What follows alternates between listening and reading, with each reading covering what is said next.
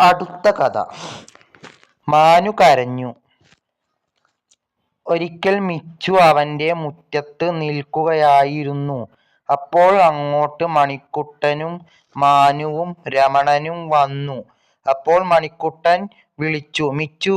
അപ്പോൾ മിച്ചു അവരെ നോക്കി. എന്നിട്ട് ചോദിച്ചു, ഹായ് കൂട്ടുകാരെ, നിങ്ങളോ?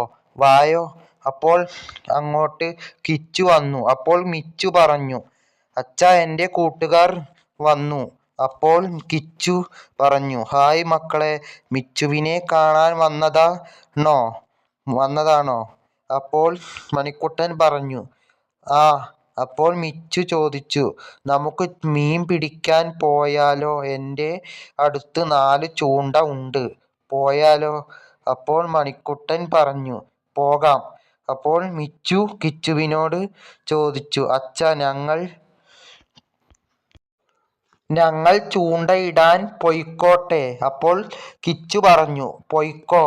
അപ്പോൾ മിച്ചു പറഞ്ഞു, താങ്ക് യു അച്ഛാ. ഇത്രയും പറഞ്ഞ് മിച്ചുവും മണിക്കുട്ടനും മാനുവും രമണനും ചൂണ്ടയെടുത്ത് പാടത്തേക്ക് നടക്കാൻ തുടങ്ങി. കുറച്ച് ദൂരം പോയപ്പോൾ അവർ പാടത്ത് എത്തി. അപ്പോൾ മിച്ചുവും മണിക്കുട്ടനും മാനുവും രമണനും ചൂണ്ടയിടാൻ തുടങ്ങി. കുറച്ച് കഴിഞ്ഞപ്പോൾ മണിക്കുട്ടന് ഒരു സിലോപ്പി കിട്ടി. സിലോപ്പി എന്ന കരിപ്പിടി കേട്ടോ, ഞങ്ങളവിടെ സിലോപ്പി എന്നാ പറയുക. അപ്പോൾ രമണന്റെ ചൂണ്ടയിൽ മീൻ കൊത്താൻ തുടങ്ങി. അപ്പോൾ മാനു അവന്റെ ചൂണ്ട വലിച്ചു. അപ്പോൾ മാനുവിന്റെ ചൂണ്ടയിലെ ഈര രമണന്റെ ചൂണ്ടയിലെ ഈരയിൽ കുടുങ്ങി. രമണന്റെ ഈര പൊങ്ങി. അപ്പോൾ രമണൻ ചോദിച്ചു, എന്താ ഇജ്ജ് കാട്ടണ്? ഇത്രയും പറഞ്ഞ് അവൻ മാനുവിന്റെ നെഞ്ചിൽ അടിച്ച് അവനെ തള്ളി മാറ്റി. അപ്പോൾ മാനു നെഞ്ചിൽ പിടിച്ച് കരയാൻ തുടങ്ങി. അപ്പോൾ രമണൻ പറഞ്ഞു, സോറി എടാ, അനക്ക് വേദനിച്ചോ? സോറി, കരയണ്ട.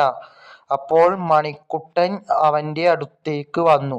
എന്നിട്ട് രമണനോട് ചോദിച്ചു, എന്താ ഇജ്ജ് കാട്ടി? ഇത്രയും ചോദിച്ച് അവൻ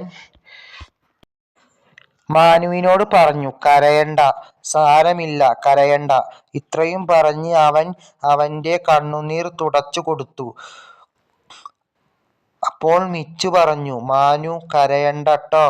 കുറച്ച് കഴിഞ്ഞപ്പോൾ അവർ വീണ്ടും ചൂണ്ടയിടാൻ തുടങ്ങി. കുറച്ച് കഴിഞ്ഞപ്പോൾ അവർക്ക് ഒരുപാട് മീൻ കിട്ടി. കുറച്ച് കഴിഞ്ഞപ്പോൾ അവർ വീട്ടിലേക്ക് പോയി. മീനൊക്കെ കിട്ടിയില്ലേ? ഇനി കറി വെക്കണം. പോട്ടെ, ബൈ.